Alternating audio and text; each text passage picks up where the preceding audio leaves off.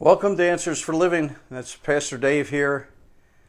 And I want to talk to you about two kinds of doubt. There's a doubt that disobeys. This says, I know what God says, but I don't do it because I don't believe it's going to work. I clearly know God has spoken, but there's no way it's going to work, so I'm going to do it my own way.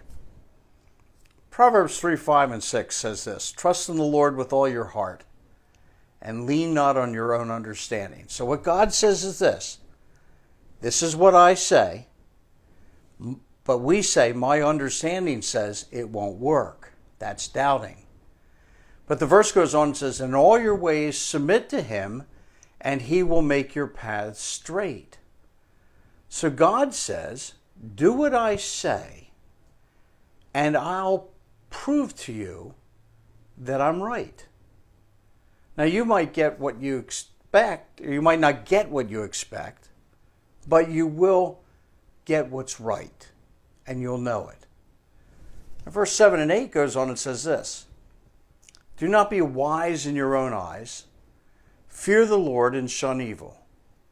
And this will bring health to your body and nourishment to your bones. Now, he doesn't use the word doubt here, but he describes the kind of doubt that kind of gets us in trouble. It's the kind of doubt that says, I know better than God. I have to take this into my own hands. I'll give you an illustration. You take a young girl, she falls in love with a young man. She follows Christ, but he doesn't share her belief. God says a Christ follower is not to marry a non-Christ follower.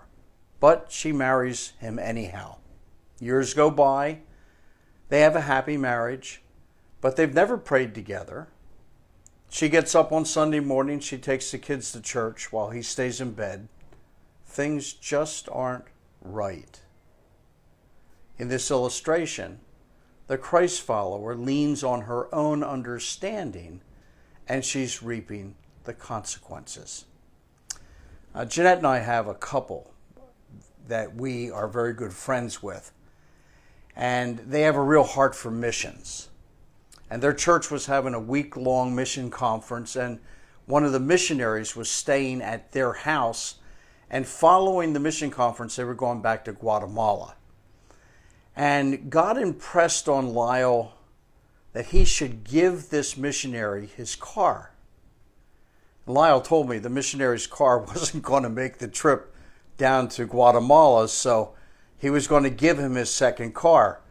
So he took his car to the shop and he had it thoroughly inspected. It got new brakes, new struts, new tires, new hoses, new battery, new air filters, new oil and filter change, etc. Literally everything that had to be done to make that car run great was done. And he was so excited to give this guy his refurbished car.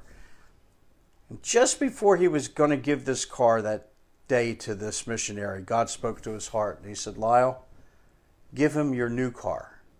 You keep the old car. Now he knew God had spoken, and he started to be doubt, did he really hear from God? And then he said, well, I did hear from God. So if God told me to give him my new car, I'm going to give him my new car. He'll tell you today that there was so much joy in his heart when he gave the keys to his new car to that missionary couple.